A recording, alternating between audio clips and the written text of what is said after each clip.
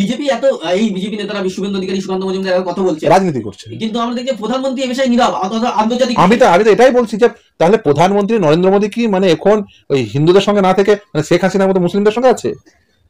এখন কি বলবেন? আসলে কিছু নয়, আসলে এখানে বাংলার বঙ্গ বিজেপি বুঝেছে কেন্দ্রের বিজেপি মমতা বন্দ্যোপাধ্যায়ের সঙ্গে আছে, তাদের সঙ্গে নেই। তুমি বিফল। তুমি দেখো বাংলাদেশে হিন্দুরা অত্যাচারিত হচ্ছে, সেটা নিয়ে তোমার কোনো পদক্ষেপ নেই, অথচ বাংলাদেশ থেকে যাকে তাড়িয়ে দেওয়া হলো তাকে তুমি স্থান দিলে। শেখ হাসিনা মুসলিম ইসলাম ধর্মাবলম্বী মানুষ। যারা বাংলাদেশ থেকে বিতাড়িত হয়েছে তারা কারা? তারা ইসলাম ধর্মাবলম্বী। শেখ হাসিনা, এই যে স্বামী মুসলমান, সকলে তারা কারা? স্থান কোথায় পেয়েছে? নরেন্দ্র মোদীকে জিজ্ঞাসা করবেন।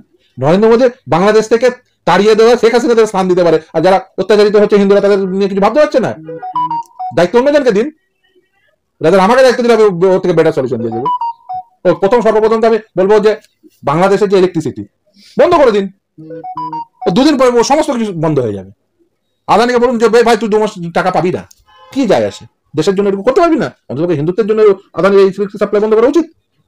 আরে বাংলাদেশের ইলেকট্রিক সাপ্লাই না হলে বাংলাদেশে এই যে ধরো রেডিমেড গার্মেন্টস এর যে শিল্প চলবে না, বন্ধ হয়ে যাবে, বা অর্ধেক বাংলাদেশ অন্ধকারে ডুবে যাবে। কিন্তু সেটা বন্ধ করবে না, কারণ তার বন্ধু নরেন্দ্র মোদীর বন্ধু আদানি মাসে মাসে মাসোহারা আসে বাংলাদেশ থেকে, সেটা বন্ধ করবে না, কিন্তু ওরা নিয়ে রাজনীতি করবে। শেখ হাসিনা ভারতবর্ষের স্থান পাবে, বিচারিত মুসলিম, কিন্তু অত্যাচারিত হিন্দুরা তাদের স্থান নেই নরেন্দ্র মোদীর আমলে। আমি বলছি এর থেকে বেটার যে কোনো কাউকে দায়িত্ব দিন, যে কোনো ভারতীয় নাগরিককে, সে অন্ততপক্ষে অত্যাচারিত হিন্দুদের স্থান দেবে।